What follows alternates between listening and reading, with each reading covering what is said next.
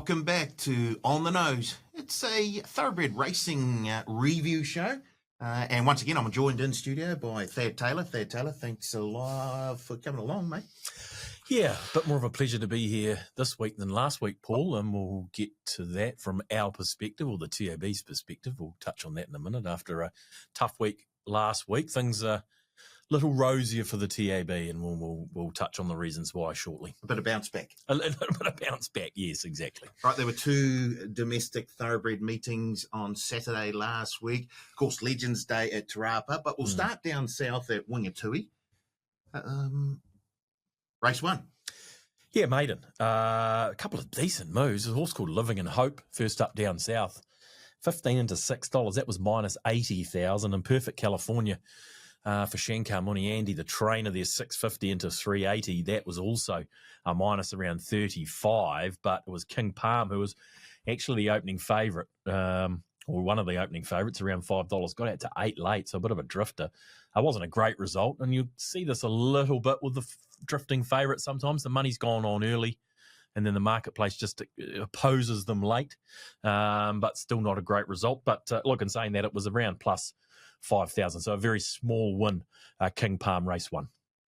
Moving on to race two, and boy, oh boy. Oh, what happened here? What did happen here? Bellado Ace? I have no idea. Despised by the market? Completely despised. Not completely despised by our customers. And again, it's a little bit like race one of these early favourites, and the price starts to look quite tempting to the customer, particularly when it's on the drift like that. $2.10 out to $7. I've got question marks and exclamation marks on my page in front of me because I haven't said, I don't know what it was. The draw went out $1.80 on debut on a wet track and ran reasonably well. And then Sabin Kirkland was on saying all's well, and the trainer. So, yeah, I can't explain it. Tupala was the worst result, minus 40,000 for the Andertons. Break even, or a small loss on Bellado Ace, but don't know what the drift was all about. $2.10 out to $7. Crazy. Wow. Those who followed Sabin Kirkland, well done. Yeah, generally plenty do too. So it was interesting, that move out. I don't know what happened. Okay, move on to race three. That was over the mile and Cherryville. Yeah, Cherryville. Look, If I Did It was in the race. Another one where it's very well-backed commodity generally, If I Did It, and was again, even though it got out in our market from around $3.50 to $5, it was a losing result in the worst way at 55,000. Cherryville, trained by the Andertons on their home track, so there was some support. Won very well, but it was a win of around 15,000 for the TAB. So we're starting to claw some back. Yeah, we started. Well, small wins down there at Wingatui at this stage. Okay, we move on to race four now, and that was, here we go. Vanderdonk, who ran a very, very good race. What was it, a week or so back when running second to, I think it was Am I In It? Yeah, Vanderdonk, as you say, ran a good race last start, well backed around $9, didn't sort of budge in the market, and was a losing result. There was money for Cloche. There was money for Sugar, although it got a bit soft late in proceedings, did Sugar, and ridden right back in the field and got home okay, but never looked a winning chance. But yeah, Vanderdonk minus 10,000. Righty-ho, race five, and what, did we have a favourite get up here, the Princey one? Well, it wasn't favourite when we opened. But it was a completely close favourite. 6 into 360 for the Princey one, stepped up to 75, did it very easily, minus 25 or 30,000 for the Princey one. So, yeah, well back. So, yeah, look, punters were relatively well on side here at Wingatui in the first half of the card. You'll see shortly things start to get a little bit hairy on the back end. Well, let's start looking at the back end, and we move to race six. Rating 65 over 2,200 metres, and Yogesh Achamar and Lippy. Yeah, get up. Lippy at around $10, sort of was around that price all the way. Was a little move for it early, Lippy, so a little bit of astute money came early for Lippy, but then that sort of all dried up with them money for our Millie B, the Te Akau runner, and Rye Smile. So it was plus around 25 for Lippy in that staying event. So the money was on the Te Akau, as it usually is? It usually is. If you've got a drifting Te Akau runner down south, or anywhere in fairness, you want to be very wary. The money tends to be very astute. And if there's no money for a Te Akau runner in these markets, you want to be careful. But there was money for our Millie B, it's fair to say. And down south, they obviously have a strong following, as they do anywhere. But, yeah, there was good money for our Millie B. That was minus 95,000, our Millie B. As I say, Lippy around plus 25. Race 7, an open handicap over 2,200 metres, and Mr. Intelligence gets the job done for Tina Komanyagi. Yeah, and I wouldn't say it was friendless by any stretch. It was so much money for Sir Albert in the race. It was around minus 70,000, Sir Albert. Mr. Intelligence, good second last time out. It was around sort of 10 out to 12. And it was a winning result of around 15,000. So, yeah, thanks to all the money for Mayor of Norwood and Sir Albert, it made Mr. Intelligence a winning result. But I think Tina has an effect as well in that market down there. You'll see jockeys, you pay a James McDonald tax.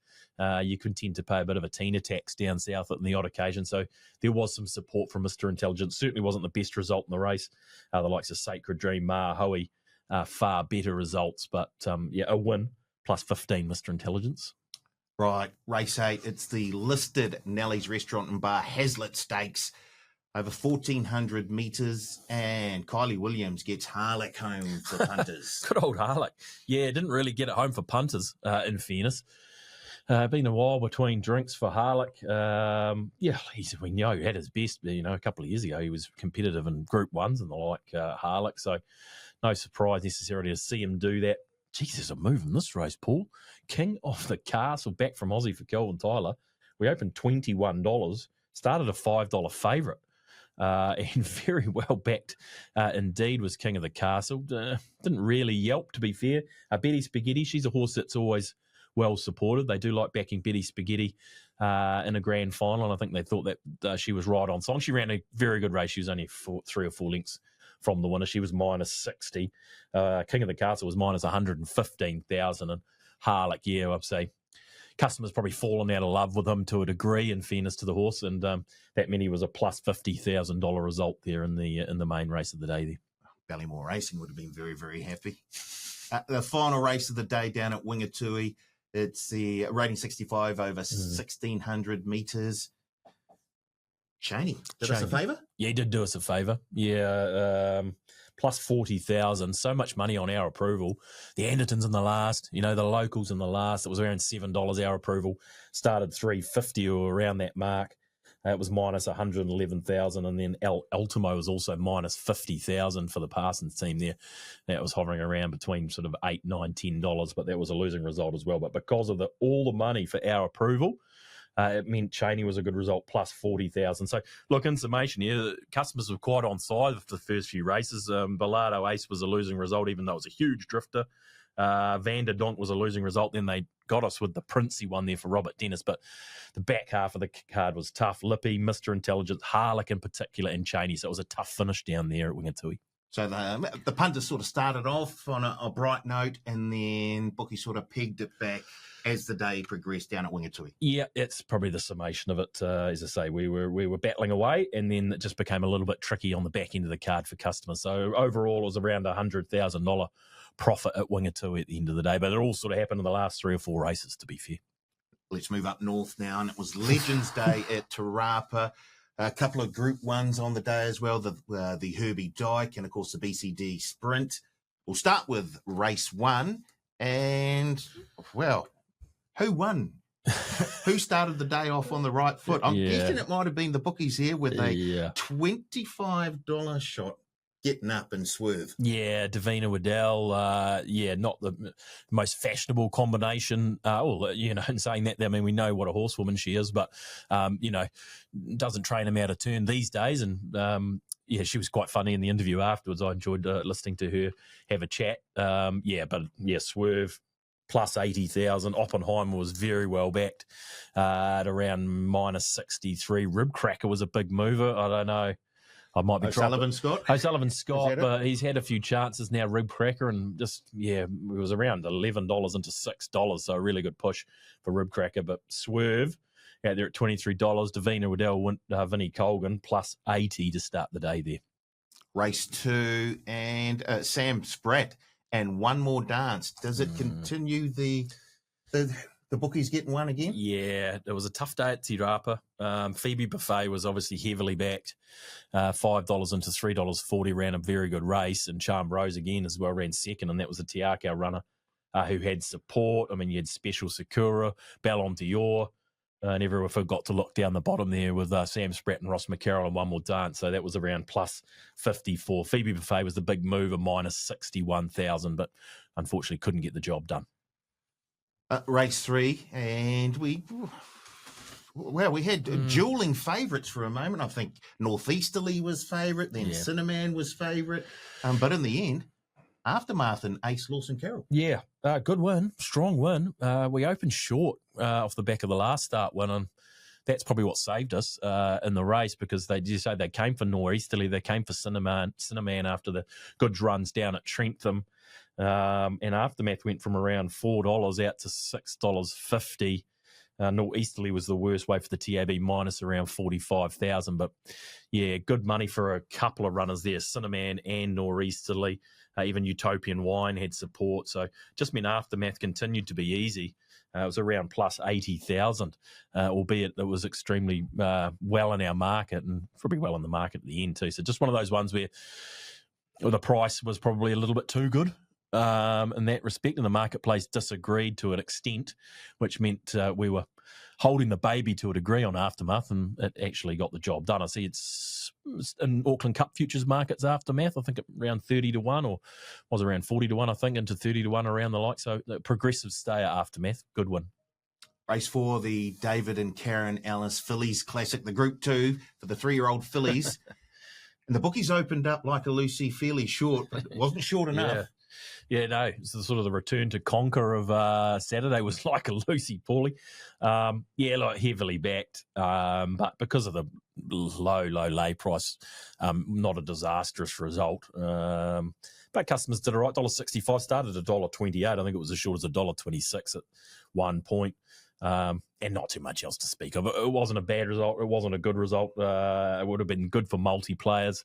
They all got through, but yeah, one of those ones where the book was sort of relatively balanced due to the very low lay price around Like a Lucy, who gave customers a bit of a fright.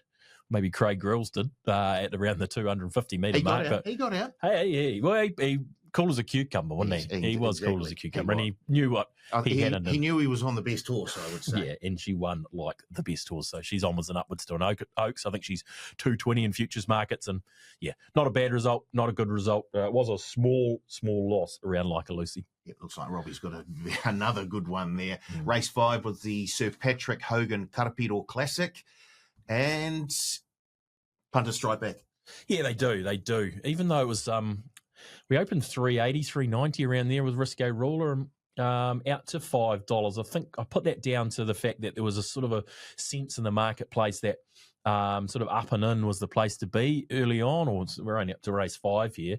And we knew with Risco Ruler's racing pattern, it was going to be back last pretty much and have to storm down the outside, which is exactly what it did. So it was one of these situations where our customers sort of opposed the market move late, and all the information floods into that marketplace in the last half an hour.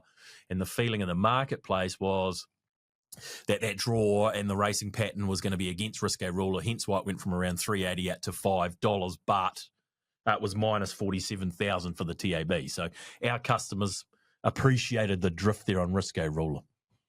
Race 6, the first Group 1 of the day, the Herbie Dyke Stakes, and well, Al Vencedor, who started when the market opened, was second favourite. Oh, boy. Punters were very, very impressed by the way he went about his business at Ellerslie, carrying 61 kilos. And they came for him, and they were right. Yeah, they did come from. They came from early. So we were around 310 on opening. We're into 290 almost straight away, with some astute money or hard money or whatever you want to call it. So there was an initial push for El Vencedor, and then there was that really hard late push, and a little bit like the Risco Ruler push in reverse, if you know what I mean. The marketplace really gravitated towards El Vencedor with the racing pattern and the speed map and all that being said. But then our customers obviously liked the looks of La Creek in the race. Even though she was 230 out to 270, she was minus about 40-odd thousand, and there was double the amount of dollars invested on Sharp and Smart. No, yeah, we'll get to him. Double the amount of dollars invested on La Creek as there was with El Venciador. Wow. Yeah, even with a really hard late push, sometimes it can sort of belie what the marketplace can belie what's been happening in the market during the first half of first 3/4 of the trading week, if you know what I mean. So, yeah, interesting. So, look, El Venciador was a win for the TAB, even though it started a $2 favourite. You mentioned Sharp and Smart.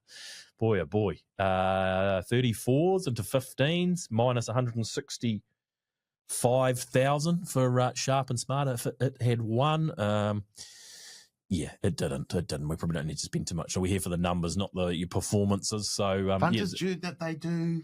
I don't know why they gravitate towards Sharp and Smart, regardless of the price that has been offered up by bookies. Well, I guess they know him at his best, and they have memories of him at his absolute best. Well, former winner of the Herbie Dyke. Exactly. Back, and he likes T. Rapa as well, and then he was stepping up in ground, so I could see how you could potentially talk yourself into him, thinking, running the Thorndon wasn't bad.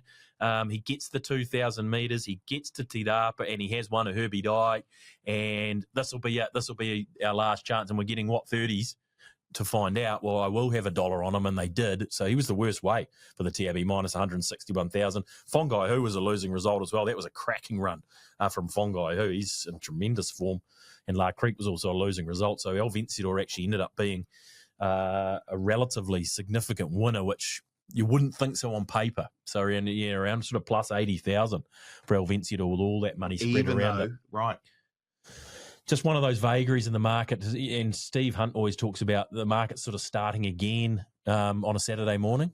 And that's sort of what happened. By the time customers have reacted to El Venciador, that price had gone, and it was almost a little bit too late. So a win for El Venciador, with the opening price being $3.10, started $2.50, $2.45. Super win. Right. Race 7, the Legacy Lodge Waikato Guineas Group 2. Tuxedo, who performed very, very well on Karaka Millions night. Geez, he did. He performed even better in the Waikato Guineas, to be fair to say. Yeah, he was super impressive. We opened 230 on the back of that run at Ellerslie. And then he just started to get the drifts, Tuxedo. And for this one, I don't think it was the fact his racing pattern you'd think was going to be okay for the race, but it was the 2,000 metres that's just started to be a nagging question for a few people, whether he'd run the 2,000 out and whether 1,600 is his limit. He answered in emphatic. Jeez, boy, did he what? He was 230 out to 270, back to 250. So there was some confidence late in proceedings. Yeah, look, he was a small win, funnily enough. There's so much money for Bourbon Proof in the race. It was minus 60,000. Look, there's also good money for Golden Century as well. Who didn't run a bad race for fourth. But, yeah, Bourbon Proof was a mover, 440 into 380. Tuxedo hovering between 230, 270. And sometimes in the market, just you can feel it sometimes when the marketplace is sort of speaking to you to say, we're not sure about the 2,000 metres. That's why we're holding off. Because everything would have said Tuxedo was a bet in that race, but I just felt that they thought, well, the marketplace just thought, a question mark. Just a question mark, which held them back from it being a terrible result, which normally it probably would have been. Race 8, the BCD Group Sprint, the Group 1, over 1,400 metres. And do we thank the Aussies here? Yeah, exactly. Do we? Yeah, we do. We do. We thank our Entane family to a degree. Because we've got to take in, New Zealand racing's bigger than New Zealand now. It's Australasia-wide, it's worldwide with the World Pool. So there are eyes on us all over the place, and there are markets.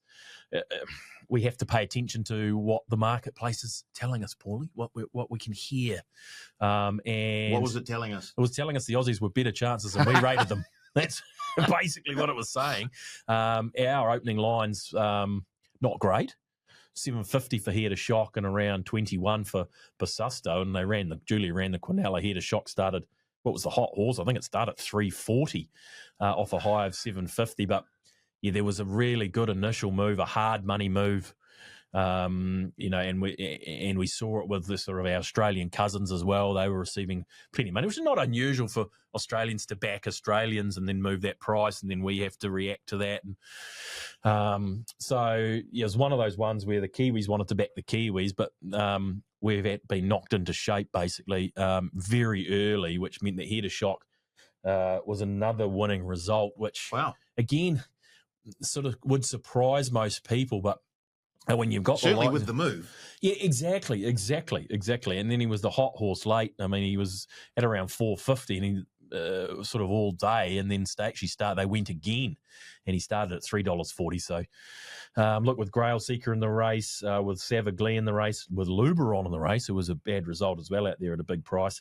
It meant that Here to Shock was a winning result for the TAB. I don't think our Entain family will have had as good a time as the TAB did, so it all sort of balanced out in the wash to a degree, but plus around 100,000 for Here to Shock, which will shock a few, I think. Very good. Final race of the day, and... yeah. It was a bit of a shambles, this race, Paulie, to be fair. Was it? Really? Yeah, no, not in terms of just we had a couple of late scratchings. I see what you're saying. With the gates. They had a bit of a crack at the gates, and so we lost two post the race with late scratchings, and then December. And all the rave was around December. Yeah, minus 132,000 for December. And then I don't know if it was affected. I haven't read the Stipes report, but I fear it came out near the back of the field, which I don't think would have been the plan. But then runs fourth in the race, which is a dividend-bearing position. Now, I'm not trying to preempt anything here. I don't know. I haven't seen the Stipes report, but it was a huge run from December. It was minus 132,000, and Miss Bo Peep, who won the race, was plus 60. So, tough way for customers to finish was my gut feel. Certainly with December, who was very good after being tardy at the start, but money spread all over the place. These were great betting fields, Paulie. I mean, so you can imagine that the money was well and truly spread in a lot of these races, but December was one of the best back runners, almost on the card there, so minus 132, never budged from around $4, but it meant that Miss Bo Peep was a winning result of around plus 60. So I guess an overall summary of Legends Day at Te Rapa. The way that you've described it so far, it looks like an advantage towards the bookies and the TAB. Yeah, tough for our customers, just on a couple of levels there. I mean, obviously, the likes of Swerve and One More Dance, you'd expect to be winning results for the TAB with the way things went. Aftermath, we opened too short, or the marketplace said we opened too short, and sometimes that holds up too and we get found out, but in this case we got saved by Aftermath winning, so customers sort of missed out there.